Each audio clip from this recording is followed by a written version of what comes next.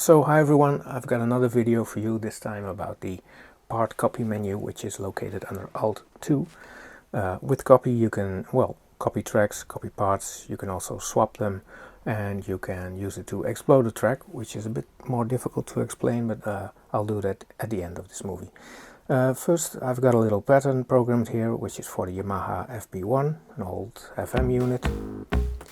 I've got a drum track on 5, some kind of a saxophone sound on track 4, and on track 1 the bass line. So and now I'm going to introduce the part copy and some creative use of it with a little organ sound I'll play in. Okay, let's go.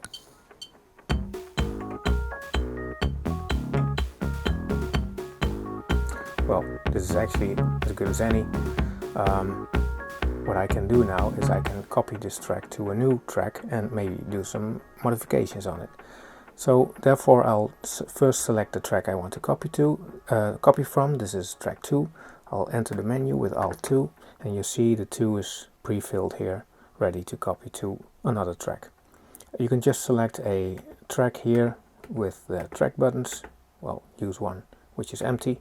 I'll choose track 3. And now you'll see that these two are both filled. They will actually play the same data. And I can now select track 3 and, for example, transpose it with Alt+5. Transpose it 5 semitones. And change the quantize.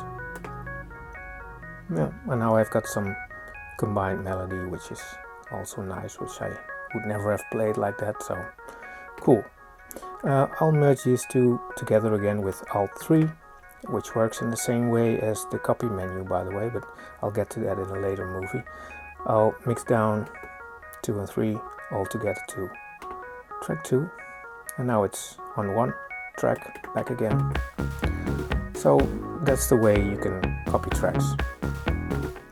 You can also copy a track to another part. Then you'll go into the menu with Alt+2 again, but you don't select another track as a destination. You'll just type a number here in the digits, like I want to copy this track 2 to part 20, then just press 20 here, and you'll see that here it says copy T2 to P20. Now I would copy this track to part 20 on the same track location as where it was originally. Okay, so that's copying. Now swapping. This track here, track 4, looks a bit lonely. I'd rather have this on track 3. So I can use the copy menu for that too. I just enter it again with Alt+2, and now I move to the right, explode, swap. The same way as before, this track is selected, so that's the source.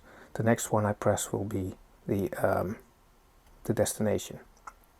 Well, I've had track 2 active, so I shouldn't have done that. Track 4. Enter again and swap it with track 3 like this. Well, you see now this in the screen. I'll press REC, and now this track 4 is moved here. See? Okay, so now it's time to explain, well, not really. First I'm going to explain the part copy and part swap. Therefore, it's just simple. You just deselect all tracks on the track part of the RK008. You go into the menu again, and now you don't see copy track to track, but you can see copy to part. You can change the part destination by using Alt right, Alt left. You can also just type a number here, and then when you press REC, you have copied the part to another part. This is the same one now. Same works as for swapping parts. Go to Alt+2, go to the swap menu again, and then it says swap with part 17. Well, I want to swap it with 18. It's the same, but doesn't matter, so they're now swapped. Okay, and now the explode menu. Explode can work in different ways. You can use it to split a track in different MIDI channels, so because the RK008 can contain multiple MIDI channels in one track, and maybe there's some chord and a bass line and you want to edit them separately. Maybe you've merged them before and you want to afterwards still want to edit one. You can do that with Explode. What's also possible with Explode is you can explode a track containing notes on a single MIDI channel, and then you can explode those to separate tracks. And this is useful, for example, drum tracks. I've got a drum track here, like this. So I'll try and explode this track to multiple tracks and see what's inside. The explode function works only on the amount of free tracks, but you can work around that. I'll show you here. I've selected track 5 with the drums, go to ALT+2 with the copy menu, and now I'm going to explode it. And you'll see that all these are now filled up with data. Let's hear them individually. So this is a tom, this is the noise, another tom, and this contains the kick, but there's still a tom in there because it didn't have room to spit them out all in empty tracks. This is another tom. So yeah, what I can do if I really want to get rid of this tom here as well, I can just combine these toms together. Let's see, there were those, that and that one. I'll just do merge, track 8, 4 and 6. Make sure they're unmuted, by the way, when you merge, because otherwise you'll lose the data. You know, if a track is muted and you merge it with something else, you merge muted data, so you merge nothing. So unmute them first. I'll just merge them here together, this, there, that. So now I've got 2 tracks free again.